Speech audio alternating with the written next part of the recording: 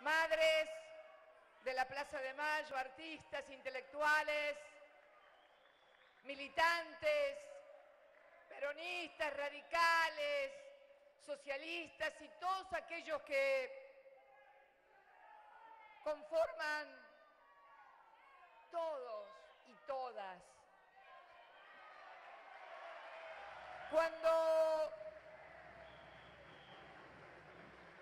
Debo decir algo antes.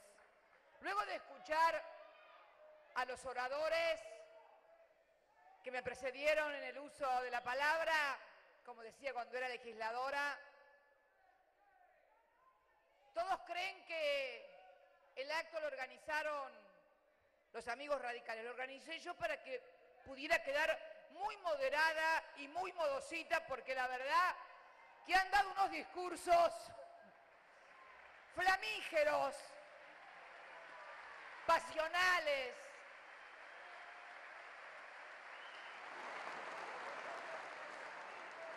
como solo pueden darse y hablar los que no nos escriben un libreto ni nos hacen un coaching para hablar, porque el coaching es el pueblo, la historia y nuestra identidad militante. Cuando llegaba aquí, alguien me preguntaba, medio en broma y medio en serio, si no me parecía extraño venir a un acto convocado por militantes, por dirigentes radicales. Y le dije que no, porque en realidad mi viejo era radical. Y era medio gorilongui al principio, porque tenía... hay que entender, porque yo creo que muchas cosas que se dijeron hoy aquí, ese corto que vimos y la propia historia enseña por qué hay ese flujo y reflujo, como señalaba Leopoldo, del movimiento, no de los movimientos, del movimiento nacional, popular y democrático que encarna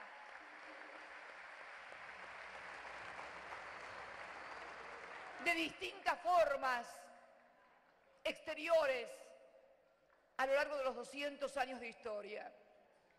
Y tal vez un poco, sé que siempre me han criticado mucho porque me gustaba la historia, y entonces, como me gusta la historia, decían que mirábamos el pasado, porque vieron que esta cosa de estigmatizar el conocimiento de la historia, en realidad es la gran trampa del neoliberalismo.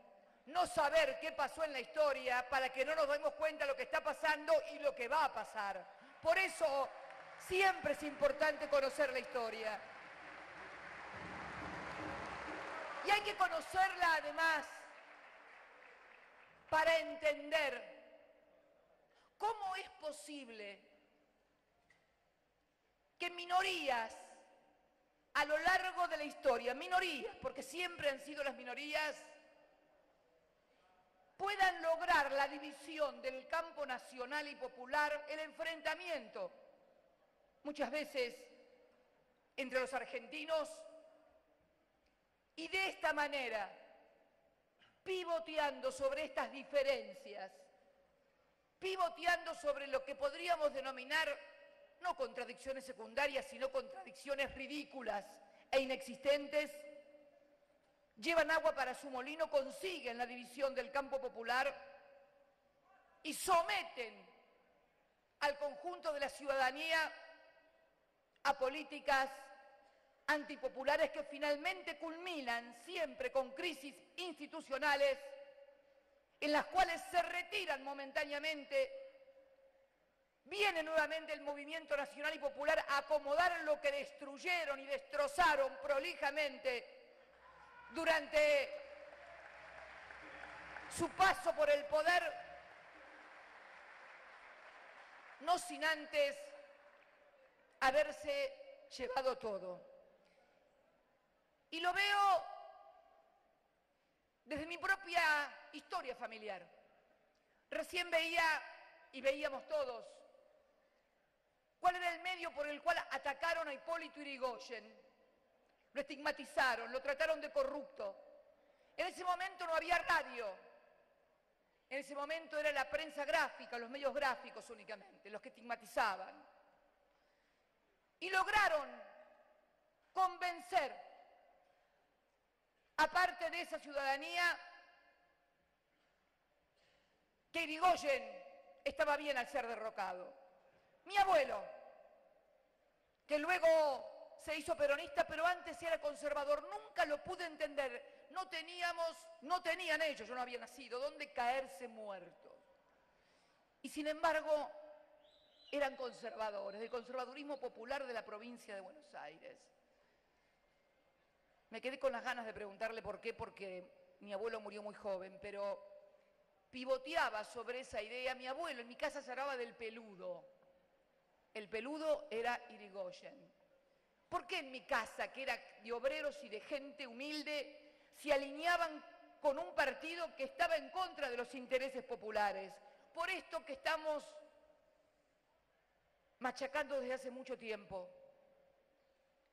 La subordinación cultural, la penetración en aquel momento de los medios escritos, hoy mucho más sofisticados, pero si uno escarba la pátina de las cosas, ve que se ha evolucionado en la tecnología, que se ha evolucionado en la discursiva, pero en definitiva siempre es la misma historia.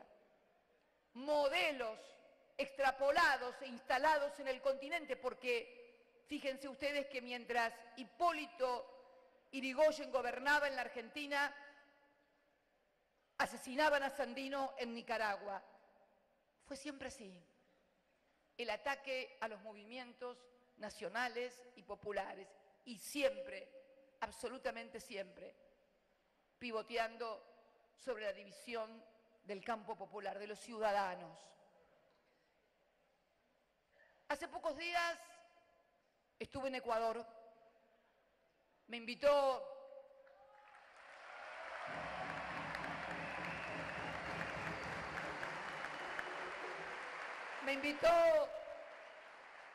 su presidente, Rafael Correa, y también el Encuentro Latinoamericano de Movimientos Progresistas, el ELAP, para asistir al tercer congreso y también poder ir a lo que fue la proclamación de la fórmula presidencial que va a disputar las elecciones en el Ecuador un 19 de febrero. Y cuando, sí, también me dieron, sí, la asamblea me condecoró con su máximo reconocimiento, la Orden de Manuela Sáenz.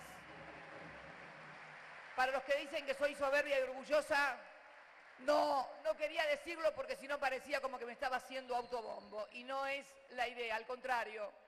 Mi idea, y esto quiero que lo tengan claro, no solamente los que hoy están aquí, no solamente quienes participan de este espacio. Quiero que tengan en claro los 40 o 42 millones de argentinos que el rol que desempeña esta mujer argentina va a estar orientado única y exclusivamente a lograr la conformación y construcción de una nueva mayoría que le permita a los argentinos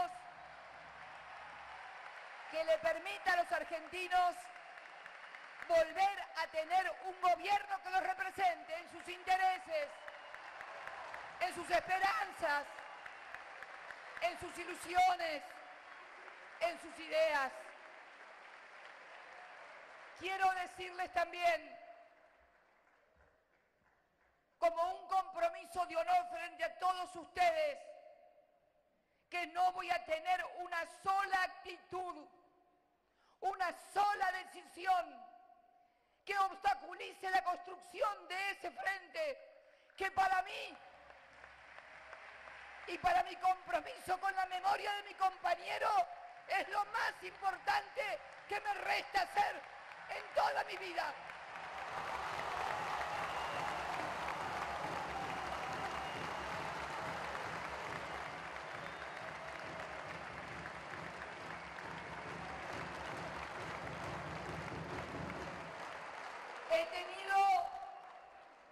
He tenido todos los honores que puede tener quien ha dedicado su vida a la política y a la militancia desde muy joven.